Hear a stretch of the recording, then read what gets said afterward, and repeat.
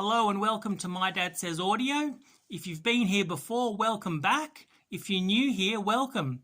Today we'll be looking at my father's Supex SD900 moving coil phono cartridge. Dad, what can you tell us about the Supex? Oh, it's a bit of a classic design, this one. As you can sort of see here, the design dates back to about 1973 or so. It's actually associated with Sugano of Koetsu fame. I believe he was one of the Supex engineers that helped design this. It uses a cobalt magnet, and it's pretty standard output of 0.2 millivolt output. I've had this cartridge for quite a few years, probably since the early 80s, actually, when I think about it. A few years back, I had it retipped by the original Garrott brothers before they had their unfortunate demise.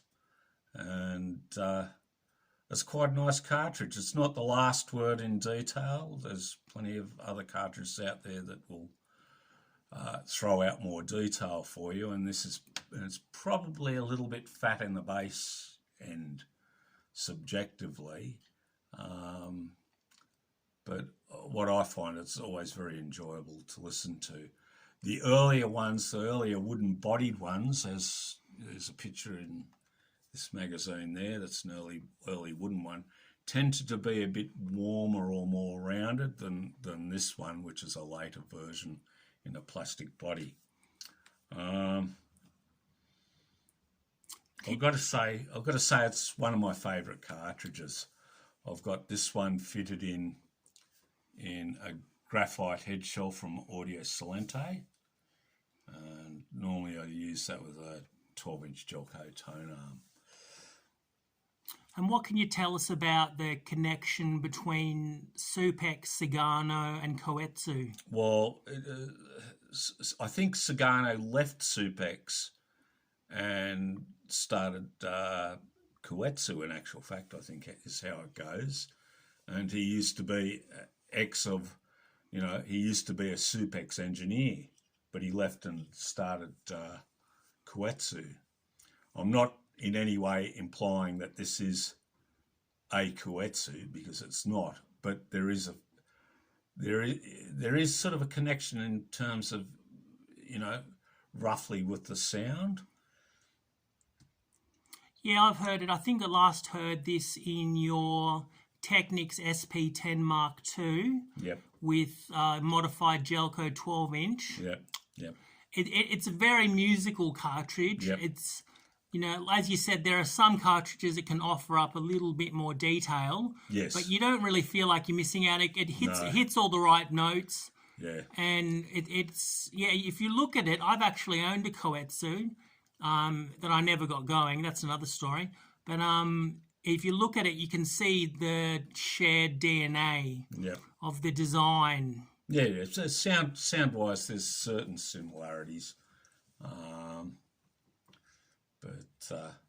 Anyway, it's just one of my cartridges that I do actually like. And what do you remember what year you got the Microscanner installed? Like I said, it was just before the Garrett brothers committed suicide. Right, right. Yeah. Yeah, it's a good cartridge. I definitely have one, and we just were talking about the graphite. Who makes the graphite head shell? Do you remember? Yeah, it's Simone Lucetti from Audio Salente. Yeah, he makes a lot of nice stuff as well, doesn't he? Yeah. Yeah, if you give it the old wrapping the knuckle test, it passes with flying colours. It's extremely dead, which very inert. Yeah, which is really what you want at that point. Yeah. Because any vibration that's being transmitted from the head shell, from the tone arm into the stylus is going to be read as signal and distortion. Yeah, so well, the cartridge, when it's reading a record, actually is putting a lot of energy into the tone arm through the head shell. But yeah, anyway, it's quite a nice cartridge. I certainly have no plans on getting rid of it. All right, everyone, that's the Supex SD900. If you enjoy this kind of content, please consider liking, commenting, sharing, and subscribing. We get around to every comment, so if you leave a comment, we will get back to you. That's it for today. Until next time, bye.